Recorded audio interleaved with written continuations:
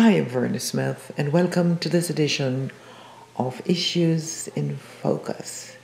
Believe it or not, 17 days remain for most Americans, or for all Americans, to get to the polls and choose a new president. What a year it has been! We have two candidates, one with a very long resume, one without a resume at all. But in the mix of both, many are saying both are flawed candidates, meaning they are not perfect. We never expect perfect candidates. But these two, there are so many things, so many things one likes, so many things one does not like, that most voters are saying none of the above.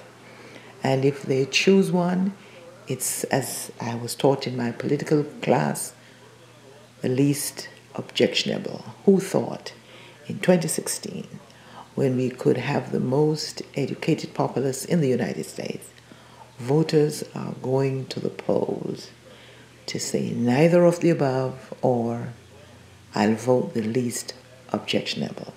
That said, let's talk the issues. So much being said about women and insult to women, which is never acceptable at any time. But buried under all these accusations, whether it's from what Bill has done or from what Trump has done, the issues are not being aired. The issues matter to me. It matters to most of the people who I know, who are highly experienced professional folks who have worked hard and have not regained their strength economically since the huge depression that we had in 2006-07. It's still there. Many are struggling to even raise their heads, much less to stand and say we have recovered.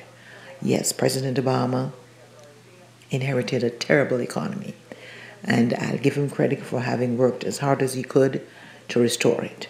But it has not been restored to the level that average folk, middle-class Americans, college-educated professionals have regained their position in the economy.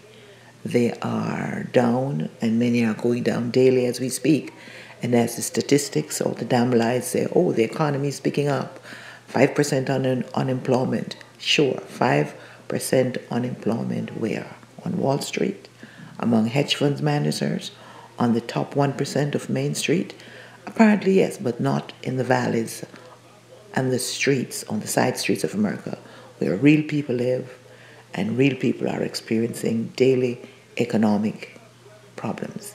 That said, we all are going to vote. How do we vote? I can't put any other topic on top of my table topics. The economy comes first. My vote, my choices, my guess, my gamble will be who can fix the economy. Because without money in my pocket, or in the pockets of many who I know, without money in the pocket, the social issues don't mean a damn thing. I'm going to be talking to you as plain as I can, as candid as I can, on what matters to me, the economy.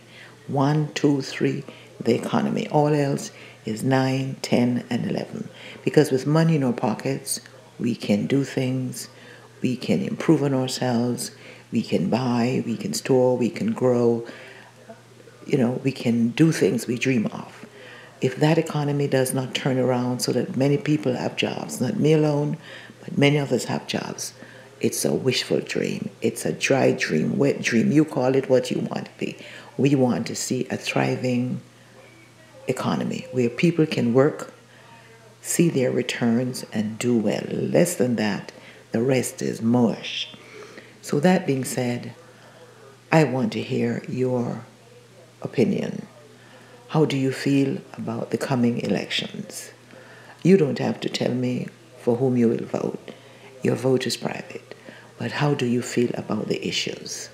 Are the issues being buried underneath a lot of other things that are important?